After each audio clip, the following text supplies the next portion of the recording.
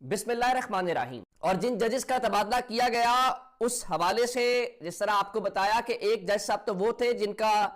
جن کی ابھی اپوائنٹمنٹ 20 جنوری کو ہوئی، لیکن اس کے باوجود ان کو لایا گیا،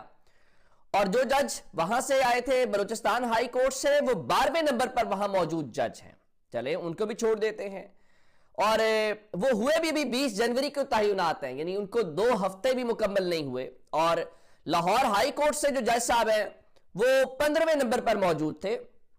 سندھ ہائی کورٹ سے جج 26ویں نمبر کے اوپر موجود تھے، یعنی آپ ان کا سینیورٹی کا نمبر وہاں پہ آپ کو بتاتا ہے کہ یہ سسٹم کیسے لگایا گیا۔ پھر کوشش یہ کی گئی کہ کل اپوائنٹمنٹ کا نوٹیفیکیشن جاری ہوا یا ٹرانسفر کا یا ڈیپوٹیشن کا، اور اس کے ساتھ ہی جو ججز کی ٹرانسفر کا گزٹ نوٹیفیکیشن ہے جو سرکاری اعلان باضابطہ ہوتا ہے وہ بھی رات کو ہی ہو گیا کہ کہیں رات کو اسٹے نہ ہو جائے، کچھ اور نہ ہو جائے، تو راتوں رات یہ سب کچھ کیا گیا۔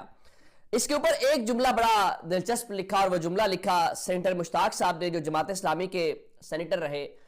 انہوں نے سکوت عدلیہ کا لفظ استعمال کیا ہے۔ یہ بالکل مناسب ہے اور اس میں کوئی شک نہیں ہے کہ اس حوالے سے اچھا اب اس میں 2-4 باتیں ہیں، پھر میں باقی خبریں آپ کو دیتا ہوں۔ جو جج صاحب چیف جسٹس ممکنہ طور پہ جن کا نام لیا جا رہا ہے، کیونکہ ان کے ترجمان ہمیں بتا رہے ہیں کہ دیکھیں خط لکھنے والے 6 ججز میں سے کسی ایک جج کو بھی،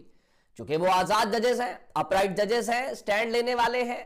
تو ان میں سے کسی ایک کو بھی چیف جسٹس نہیں بننے دیا جائے گا۔ اور اس میں سے 2 جو ججز اس وقت ہیں، اگر جو موجودہ سینیورٹی بن رہی ہے، سرفراز ڈوگر صاحب جو لاہور ہائی کورٹ سے جن کو آپ لے کے گئے ہیں، ان کی جو رپورٹڈ ججمنٹس ہیں وہ 59 ہیں، 59 ہیں۔ محسن اختر کیانی صاحب کی جو رپورٹڈ ججمنٹس ہیں وہ 161 ہیں، 161 ہیں، لیکن پھر بھی ہم نے جو 59 رپورٹڈ ججمنٹس والے جج ہیں ان کو ہی چیف جسٹس ہم نے بنانا ہے، چونکہ ہمیں چاہیے یہ۔ دوسرا، جن ججز نے 5 نے خط لکھ کے کہا کہ ججز ٹرانسفر نہ کیے جائیں، ان کے خلاف اس وقت سوشل میڈیا کے اوپر باقاعدہ ایک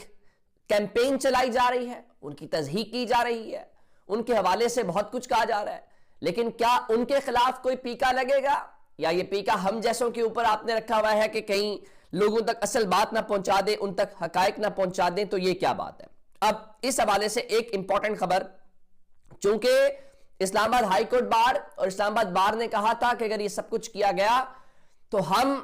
نہ صرف احتجاج کریں گے بلکہ دھرنے دیں گے، اور اس قسم کی باتیں ہوئیں۔ اور پھر اس بارے میں جو اسلام آباد کے ہائی کورٹ میں جو کیا گیا ہے یہ جو ٹرانسفر، اس کی شدید مذمت رات کو انہوں نے کی ہے۔ آج انہوں نے اپنی جو جنرل ہاؤس سیشن ہے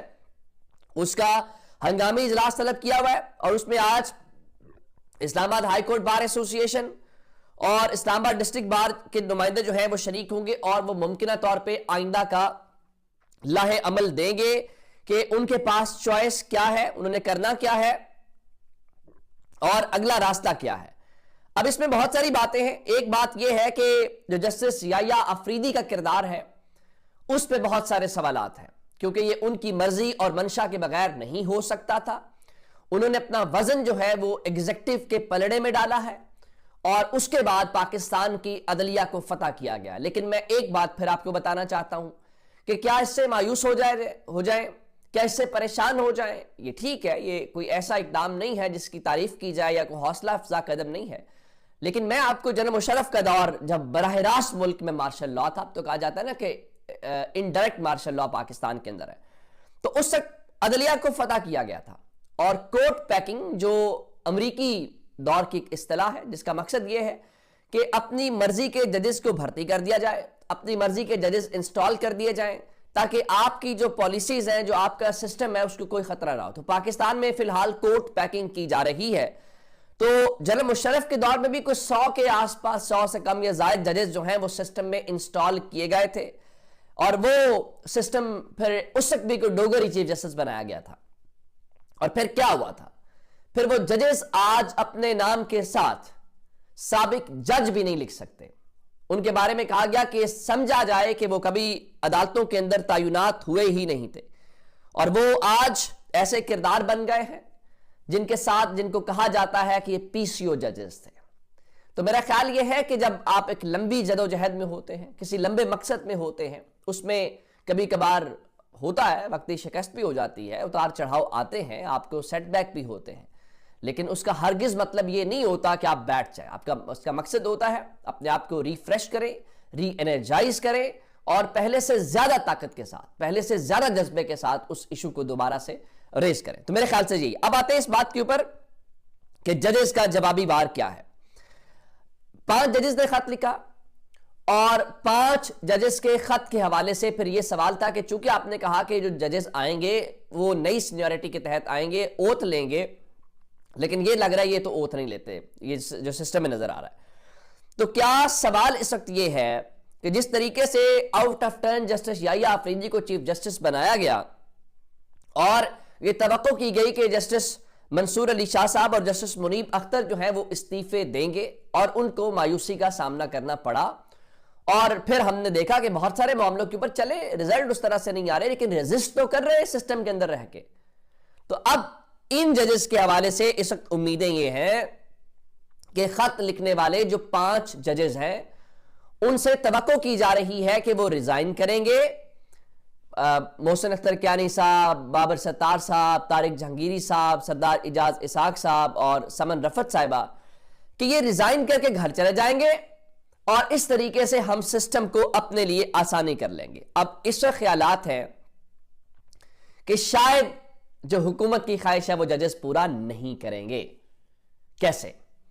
کیونکہ آپ نے یہ جو انسٹال کیے یا آپ نے جو نئے ججز لے آئے، ٹھیک ہے آپ نے سب کچھ کیا، لیکن اس کے باوجود سارے کیسز ان ججز کے پاس آپ نے نہیں لگانے نا، تو سسٹم کے اندر رہ کے ریزسٹ کیا جائے گا۔ میرا خیال ہے کہ ابھی استعفوں والی آپشن ہو سکتا ہے، کسی لمحے کے اوپر استعفوں والی آپشن ہو، لیکن وہ کیسے؟ خیال یہ ہے کہ کہیں ایسا نہ ہو کہ استعفے دے کے آپ گورنمنٹ کو موقع دیں کہ وہ مزید ویسے لوگ اپنے انسٹال وہاں پہ کریں۔ اگر استعفوں کی آپشن آئی تو یہ فیصلہ ہے کہ یہ مشترکہ فیصلہ ہوگا،